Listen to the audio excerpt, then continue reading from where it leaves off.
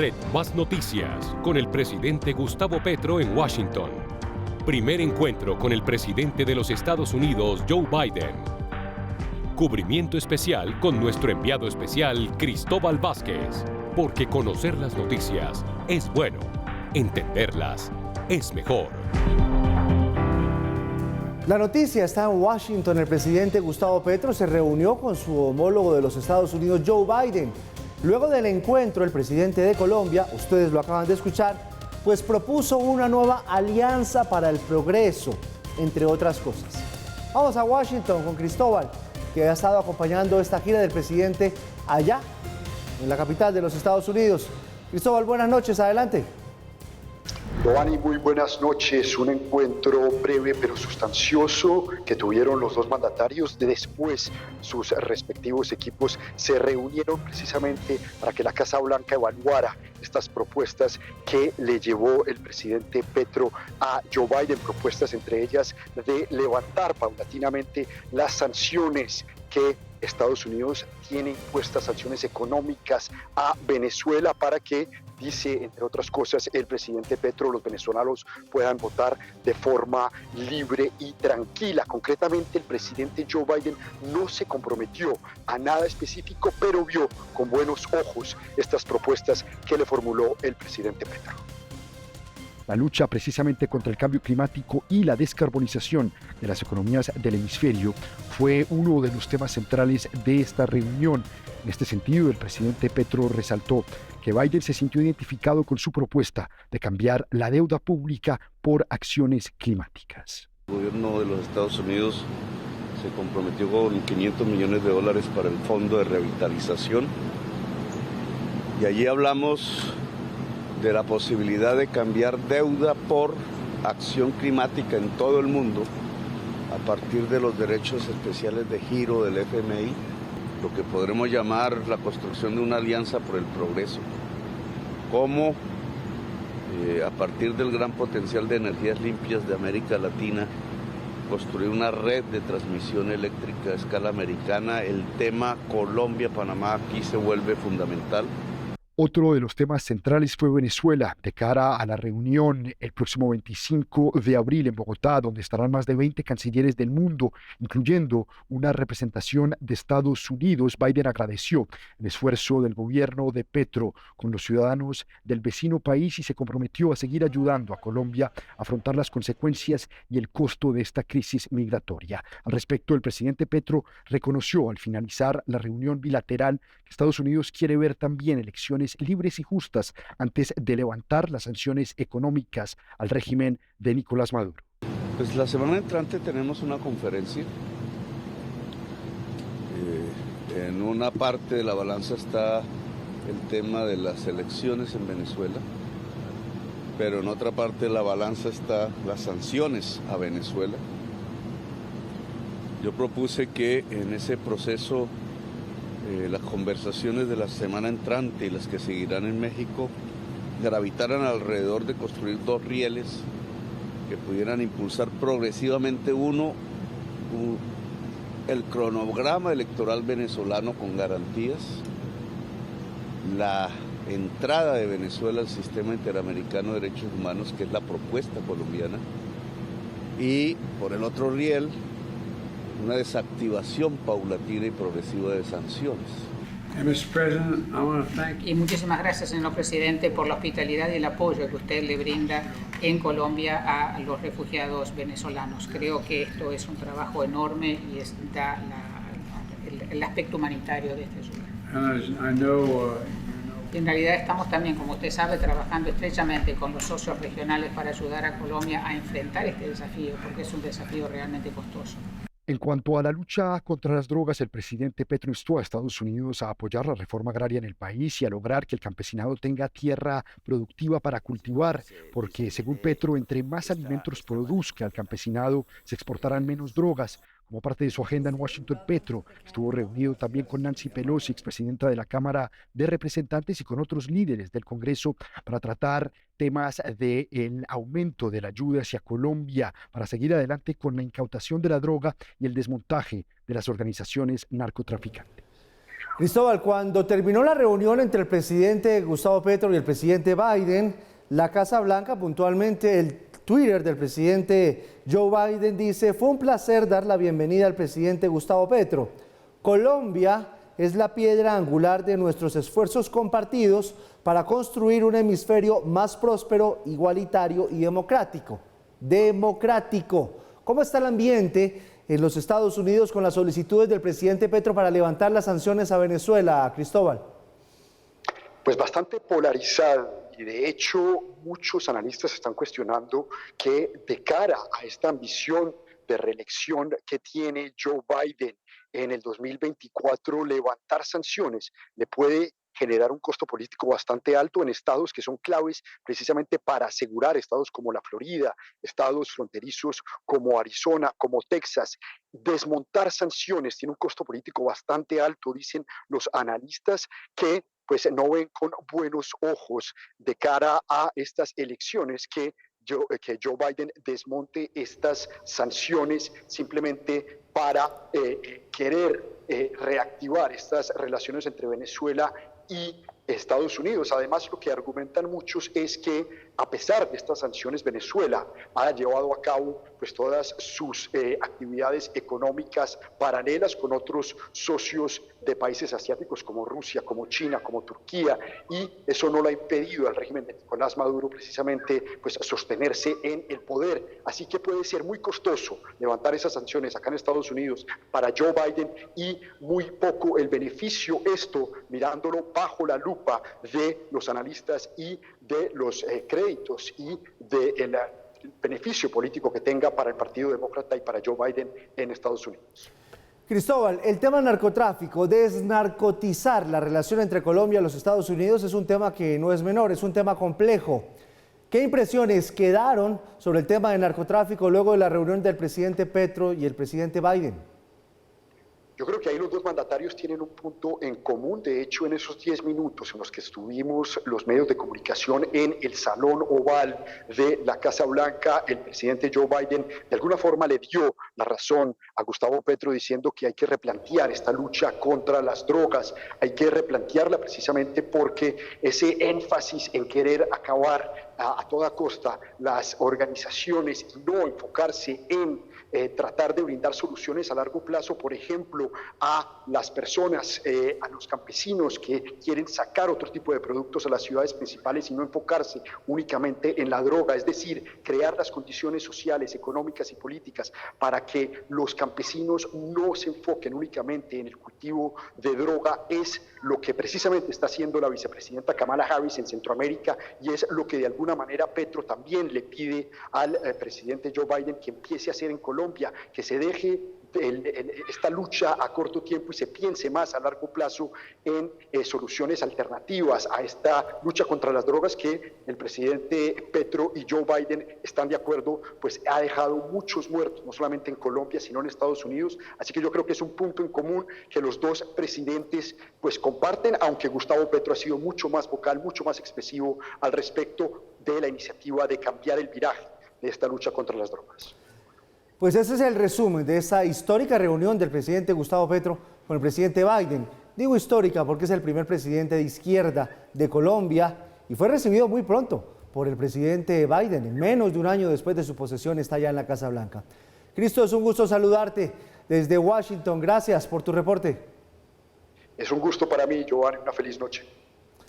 Bueno, Mauro, se dio la reunión del presidente Petro, se reunió también con la doctora Nancy Pelosi, la presidenta de la Cámara de los Estados Unidos, y hay varios temas: la nueva Alianza para el Progreso, el tema de la agenda bilateral en tema de narcotráfico y sobre todo el tema Venezuela, tema crucial, Paula, porque la otra semana está la cumbre aquí en Bogotá.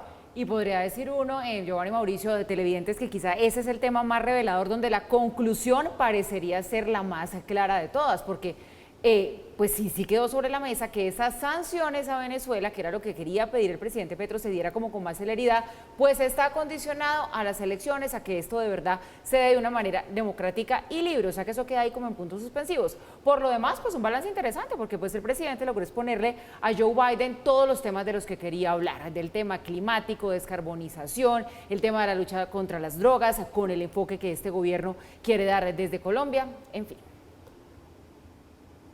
Yo creo que hay que destacar el tono general de esta reunión en primer lugar. Si a uno le hubieran dicho hace 4 años, ¿qué pasa si Gustavo Petro gana la presidencia de la República? ¿Cómo sería la primera reunión con el presidente de Estados Unidos? Poca gente se habría imaginado una reunión así, tranquila, cordial, pausada, sin grandes sobresaltos, porque en realidad creo que ese es el principal logro de esta primera reunión. Sí, se dio 8 meses después de que se posesionó Gustavo Petro, pero es clarísimo que es una reunión civilizada, cordial, entre dos países que conocen sus diferencias, pero conocen sus afinidades y sobre todo conocen la importancia estratégica de cada uno para el otro. Y creo que en esa medida se puede dar por bien servido el gobierno de Gustavo Petro en el sentido en que una relación tan llena de tensiones potenciales está fluyendo de manera razonable por el momento, sin ignorar las diferencias. Cuando uno aterriza a lo concreto, yo creo que hay que destacar unos temas en los que hay convergencia muy clara, unos en los que hay potencial y unos en los que va a haber conflicto, al margen de las sonrisas del día de hoy. Lo primero, ¿dónde hay convergencia? Cambio climático y cuestiones ambientales. ¿Por qué? A todos nos interesa luchar contra el cambio climático y Colombia tiene un activo muy importante. La tercera parte de nuestro territorio está en la Amazonía. No es raro entonces que 500 millones de dólares constituyan parte de esos aportes que van a un fondo para preservar y recomponer la Amazonía. Ahí es el único logro concreto, si uno quisiera ser quisquilloso, de esta reunión. Se puede sacar la cifra y decir, nos vinimos con 500 millones debajo del brazo para ese fondo. Después vienen los temas en los que hay convergencia, pero todavía hay que ver hasta dónde se llega. Claramente, Venezuela. ¿Por qué? Porque es interés de Estados Unidos el lograr una transición democrática en Venezuela, no solo para sacar Venezuela de la órbita de influencia de Vladimir Putin, sino también recursos petroleros y también generación de condiciones de seguridad en el hemisferio. El favor y la ayuda que puede representar Gustavo Petro al mover los hilos de un lado y otro para lograr simultáneamente transición democrática en Venezuela y liberación y levantamiento de las sanciones económicas es invaluable para el continente, invaluable para Estados Unidos. Nada garantiza que lo vaya a lograr, pero el que pueda estar en un lado y en otro simultáneamente creo que es un elemento muy importante. Se ha logrado mucho, por ahora dicen que van a venir 3 funcionarios de Estados Unidos a la cumbre, no sabíamos hasta hace 48 horas si venían o no, y eso significa que puede haber esa posibilidad de flexibilizar sanciones a la par con que vayan dándose movimientos hacia unas elecciones libres y democráticas. Eso es promisorio. Donde yo creo que no hay que hacerse ilusiones es en que Estados Unidos está feliz con la estrategia antinarcóticos de Colombia. Un poco en palabras de Gustavo Petro, el presidente, hay convergencia, dice él, en las maneras de ver el problema de los narcóticos de Joe Biden y de Gustavo Petro. Creo que allí sí no hay que hacerse ilusiones. Creo que cada hectárea cultivada en Colombia adicional nos la van a echar en cara, nos la van a cobrar y puede hasta venir proceso de desertificación. Dicen los que saben que este proceso de paz total y todo el desorden que ha traído regionalmente puede llevar a que superemos las 300.000 hectáreas cultivadas en el próximo conteo que se haga. Y eso claramente no es que Estados Unidos diga, ay, tan chévere esa paz total que están haciendo por allá abajo, nosotros no nos metemos. Allí sí hay potencial de conflicto, seguramente en la reunión privada hubo queja al respecto y eso está íntimamente atado al propósito de la paz total. Unas por otras, una agenda variada, una agenda que les interesa a unos, les interesa a otros temas y es mucho más de lo que cualquiera esperaba que pudiera tener el primer gobierno de izquierda de los últimos 80 años con el gobierno de Estados Unidos. Ese es el balance de la visita del presidente Gustavo Petro a Washington. Ya se regresa el presidente a Colombia. Cambiamos de tercio, vuelve y juega otra vez una tragedia en una mina aquí en Colombia, en Cucunubá, muy cerca de Bogotá, a 2 horas y media. La tragedia deja hasta el momento 3 mineros muertos, 4 fueron rescatados, 4 siguen atrapados. Esta es la historia. En la madrugada hubo una explosión en 3 minas de carbón en el municipio de Cucunubá. Se trata de las minas El Cóndor, El Roble y El Manto, las cuales tenían orden de suspender operaciones según la Agencia Nacional Minera. Hacia medianoche se nos informa de un estallido en la mina, aparentemente por acumulación de gas metano. Deja un total de 11 personas afectadas. La Agencia Nacional de Minería suspendió operaciones en diciembre. Ordenó prácticamente cerrar, lo que significa que en este momento no podía adelantarse ninguna actividad minera en esa mina en el municipio de Cucunúa. El presidente de la entidad hizo énfasis en un suceso ocurrido el miércoles en el mismo municipio sobre un siniestro ocurrido al mediodía. Un trabajador de estas minas perdió la vida al ser atropellado por una góndola que transportaba carbón. El alcalde de Cucunúa, José Benito Martínez, explicó por qué estaban en operación las minas. La orden de cierre viene de la Agencia Nacional de Minería, el procedimiento se hace por parte de la alcaldía. Vuelvo a mencionar que se encontraron 11 mineros haciendo unas labores, no sabemos si de mantenimiento, habría que mirar y está en proceso también de verificación qué tipo de permiso tenían ellos, si pueden hacer mantenimiento o no lo puedan hacer. Las acciones de búsqueda y rescate son lideradas por el Grupo de Seguridad y Salvamento Minero de la Agencia Nacional de Minería. Nosotros hacemos una fiscalización de estas medidas periódicamente, pero parece que no es suficiente para el control. Entonces lo que estamos previendo en este momento, y esta mañana a las 6 de la mañana hablé con el doctor Pardo, es que tuviéramos que hacer una fiscalización mayor, más intensiva, más frecuente, porque pues las operaciones mineras no están siendo desarrolladas en los estándares que se les está exigiendo. En Cundinamarca, en menos de 2 meses se han presentado 2 explosiones de minas. El primero en Sutatousa, que cobró la vida de 21 mineros, y el segundo en el municipio de Cucunúa. Al parecer, por el mismo factor, acumulación de gases dentro del área de trabajo.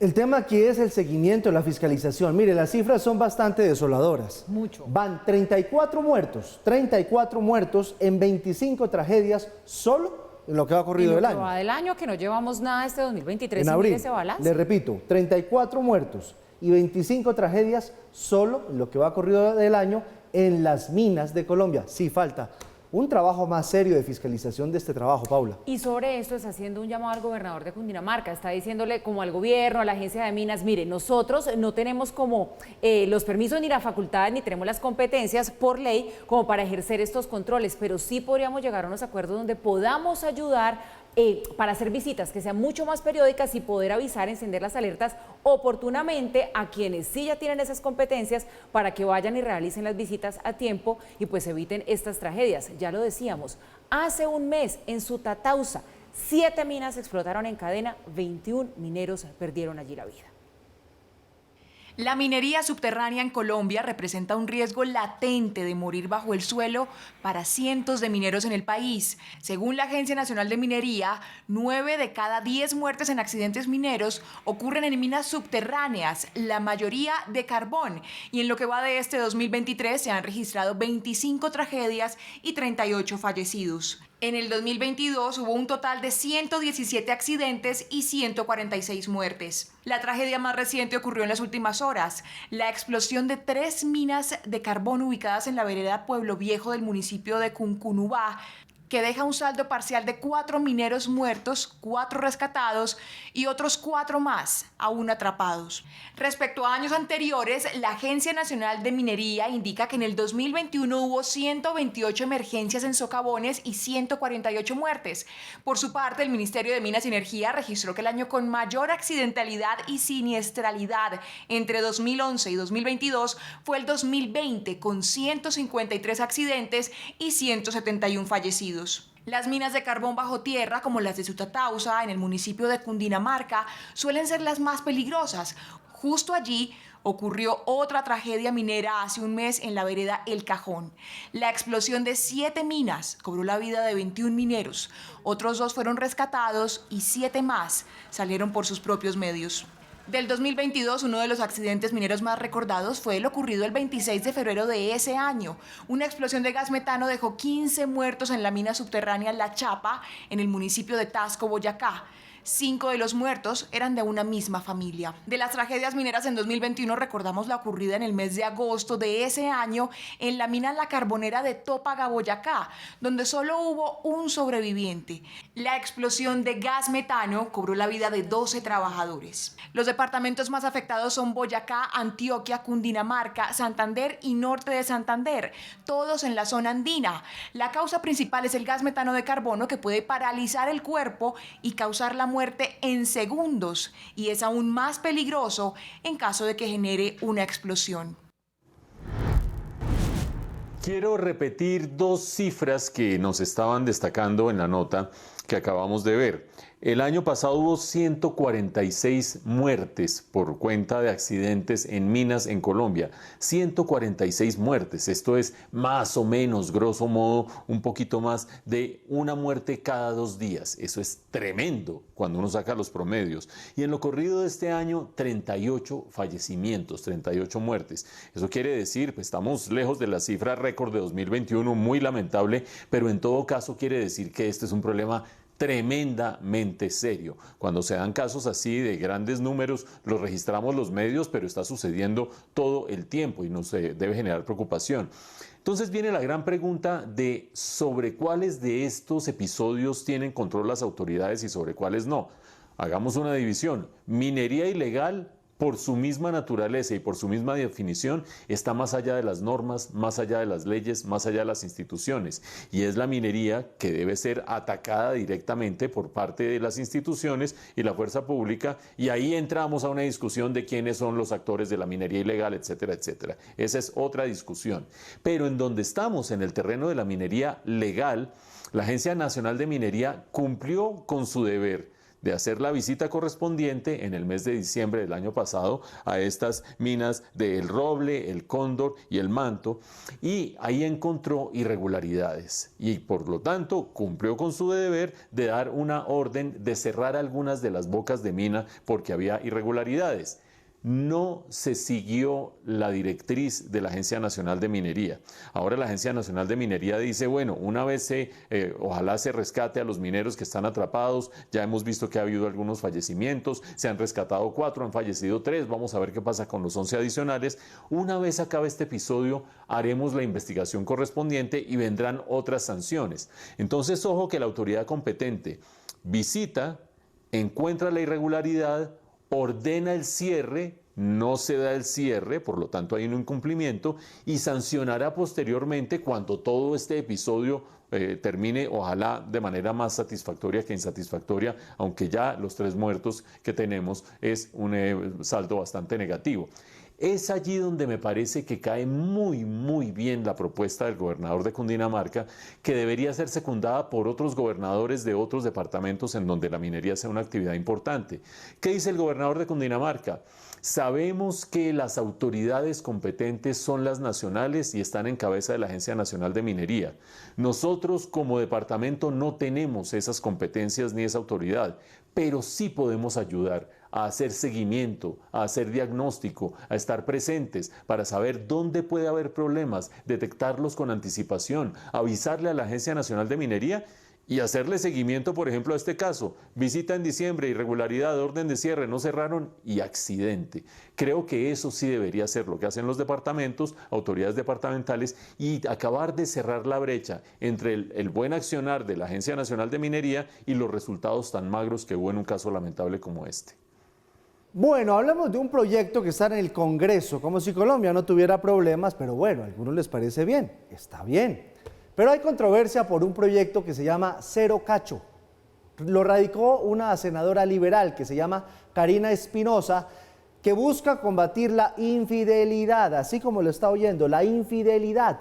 La iniciativa propone que a los niños se les dicte una clase para que se les enseñe desde chiquitos que el engaño amoroso es una conducta nociva, penosa, moral y cruel. Un curioso proyecto llegó al Congreso. Busca que en el país haya cero cacho. Propone que para este fin los colegios dicten una clase en la que enseñen a los estudiantes a no ser infieles. Es empezar a hablarle a los niños desde chiquitos. Oye, tú no le puedes meter cacho a tu noviecita porque de pronto si empezamos a hablarles así desde pequeños, ellos entienden que el cacho no es bueno. La iniciativa es de autoría de la senadora Karina Espinosa. La congresista liberal reveló que a ella le han sido infiel, un motivo de peso para luchar contra el engaño amoroso. Yo les digo, ¿a ustedes les gusta que le peguen cacho? ¿A quién le gusta? ¿Cómo se siente cuando a uno le ponen los cachos? Se siente mal. Sí, y yo puedo levantar la mano aquí un poco de veces, ¿cierto? Se siente mal, se siente uno triste, se siente deprimido. Hay gente que dice que es la mejor dieta del mundo. Además asegura que hay estudios que indican que por infidelidad las personas cometen graves delitos. En Sucre tuvimos 2 casos muy famosos y fue una señora que se desquita del señor, mató al señor con una olla de aceite caliente. Mataron también a una joven embarazada. O sea, todos los días tenemos un caso distinto de homicidio y de suicidio. Y no nos hemos dado cuenta porque cuando nos llegan las estadísticas hay tantos suicidios en el departamento, no sabemos cuál es el motivo. Y resulta que el motivo que más hay es el tema de las relaciones sentimentales, las pasiones y todos estos temas de infidelidad. Y añade que este tipo de conductas destruye a las familias. ¿Y qué daño nos está haciendo la infidelidad dentro de la familia? Cómo se exponen los hijos, la depresión, la tristeza, el suicidio. Cuántas parejas que después de que se separan es la hora y sufren años después. O sea, nos está haciendo mucho daño. Yo no estoy diciendo que hay que estar obligado a estar con una persona toda la vida, pero tenemos que empezarnos a educar en esto y por lo menos a ser mejores personas. Esto no puede volverse moda. El proyecto, que es apoyado por algunos congresistas del Partido Conservador y de Colombia Justa Libres, fue duramente criticado por diferentes sectores políticos. Es realmente un proyecto absurdo que debe ser hundido de plano en el Congreso de la República. A nosotros nos da pena que haya sido presentado por una senadora del Partido Liberal.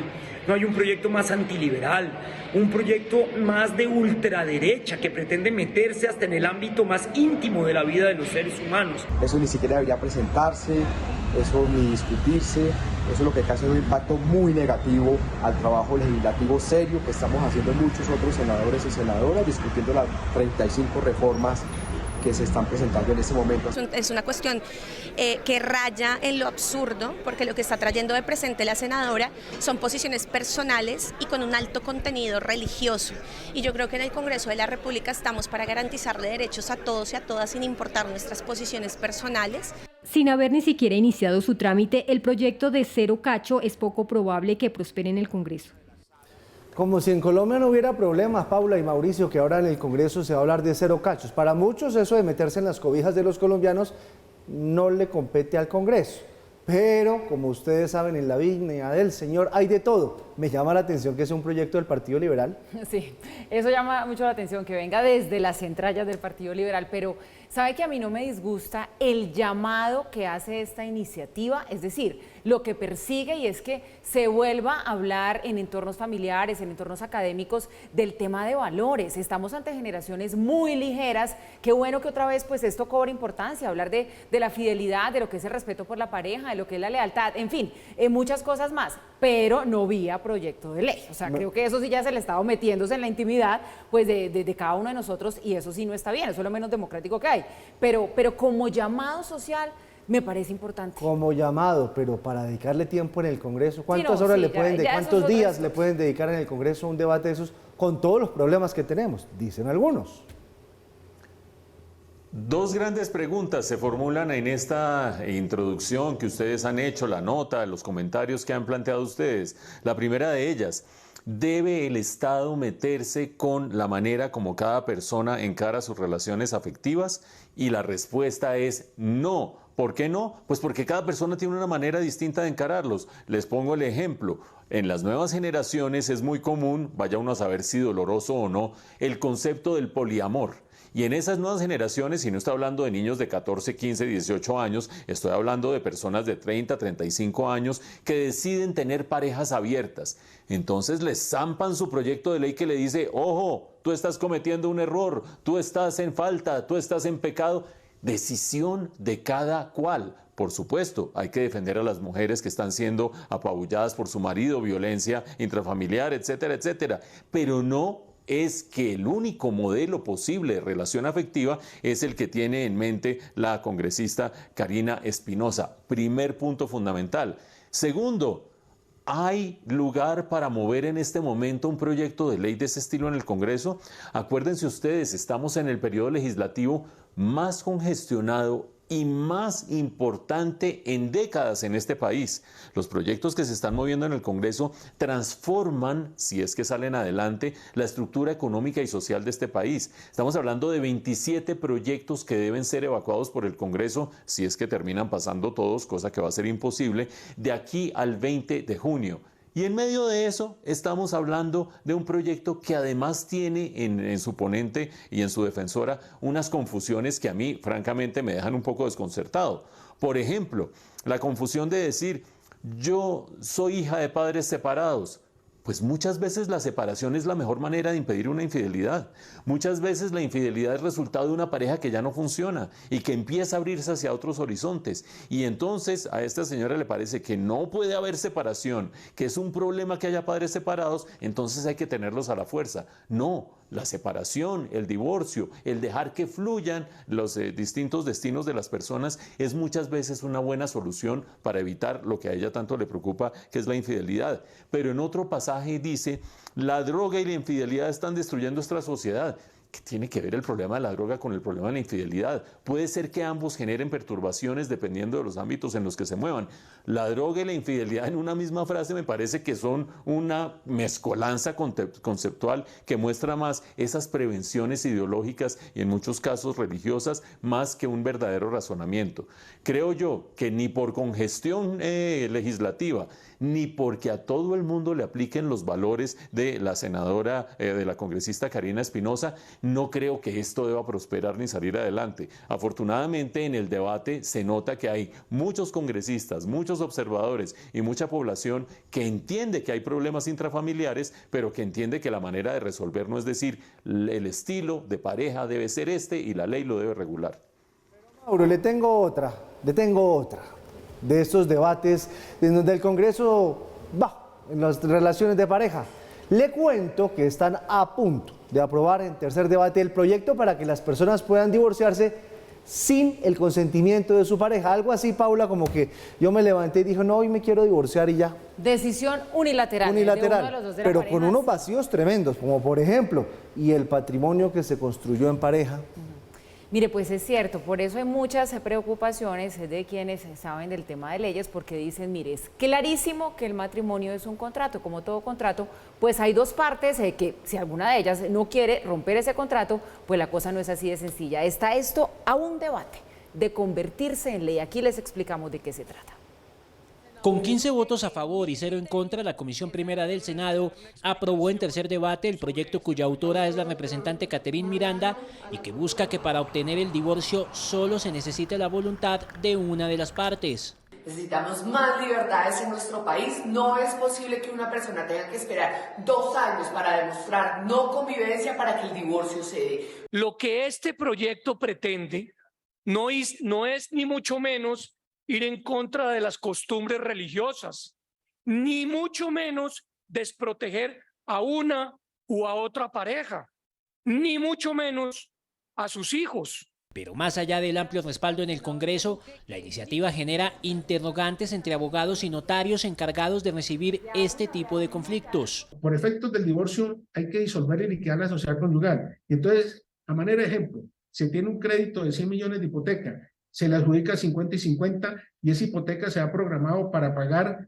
a 20 años. Resulta que la situación de divorciados genera un estatus económico muy diferente para la parte que asume esa carga. Entonces, lo que hay que mirar es los efectos que produce esa decisión. Según el notario y abogado de familia Álvaro Rojas Charny, el matrimonio es un contrato, por lo que al proyecto de ley que cursa en el Congreso le falta claridad al momento de proteger los derechos de quien no está dispuesto a romperlo. Es decir, me separo porque me separo, me divorcio sin dar una razón. Eso es como cuando uno, cualquier otro contrato diferente al del matrimonio dice, óigame, usted venía cumpliendo, yo venía cumpliendo. Comillas, disculpen la expresión, se me da la gana no continuar con el contrato. Bueno, hágalo, pero tiene que asumir los efectos de esa decisión, indemnización, sanciones, y en este caso, yo creo que lo más importante no es solamente esa nueva causal unilateral, sino que se garanticen los derechos del cónyuge que no generó ese divorcio. Por lo que recomienda el divorcio por mutuo acuerdo como opción más aconsejable. En la inmensa mayoría pues, del mundo, esa causal por mutuo acuerdo es la válida, es la buena, es la adecuada, es la culta, es la conveniente. Entonces, pues esa es mi posición. Si hay ley, que se miren los efectos que produce. Si hay ley, que no se quite la competencia a los notarios, porque solamente el trámite judicial es un retroceso en la agilidad de los trámites que quiere el usuario. El proyecto, con ponencia del senador David Luna de Cambio Radical, pasará ahora a la plenaria del Senado, en donde tendrá su último debate. Pasa a la plenaria del Senado, muy probablemente pase, puede pasar.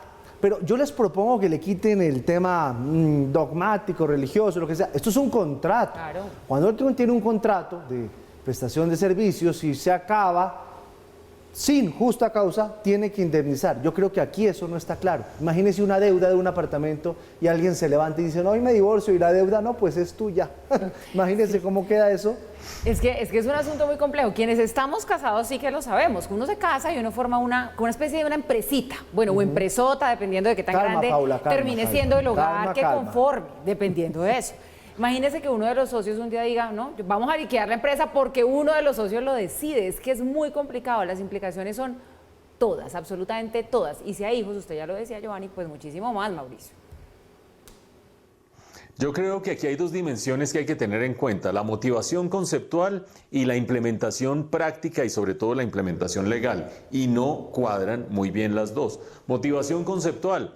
Para bailar tango se necesitan dos, dice el dicho. Para tener una relación que funcione se necesita que los dos se sientan bien dentro de la relación. Si uno de los dos está harto, está aburrido, no quiere seguir y demás, lo razonable conceptualmente es que se acabe esa pareja. Ahí está una buena motivación, un buen considerando y un buen inicio de discusión. Ahora, en la práctica, si establecieron una sociedad conyugal, si tienen el contrato del que habla Paula, la empresa de la que habla Paula, que es una empresa desde el punto de vista figurado, por supuesto, se está de alguna manera yendo en contra del acuerdo que se hizo en un momento dado entre los dos. No quiere decir que nunca se pueda ir en contra, quiere decir que quien lo decide así tiene que someterse a unas reglas del juego, lo que decía Giovanni, indemnización, etcétera, etcétera. Estamos haciendo analogías entre una empresa y un contrato y el caso del matrimonio, que es otro contrato. Entonces creo que el experto tiene toda la razón. El experto dice, no se trata aquí de atar a alguien a una pareja, el experto que consultamos, de atar a alguien a una pareja en la que ya no cree, en un futuro en el que ya no cree, en una cosa en la que ya no hay amor, sino de generar claramente las condiciones para que eso se desarrolle de manera natural dentro de la normatividad vigente y no haya perjuicios de un lado hacia el otro, del otro lado hacia el uno. Es decir, que haya reglas de salida, como sucede en muchos contratos. Yo creo que este proyecto de ley, que tiene esa motivación, que es razonable en primera instancia, le falta ponerle patas, le falta ponerle esos desarrollos, ojalá en plenaria se termine dando ese paso, para que todo esto se traduzca en facilitar una salida legal y justa para las dos partes cuando uno de los dos canta aquella vieja balada y dice, se nos acabó el amor.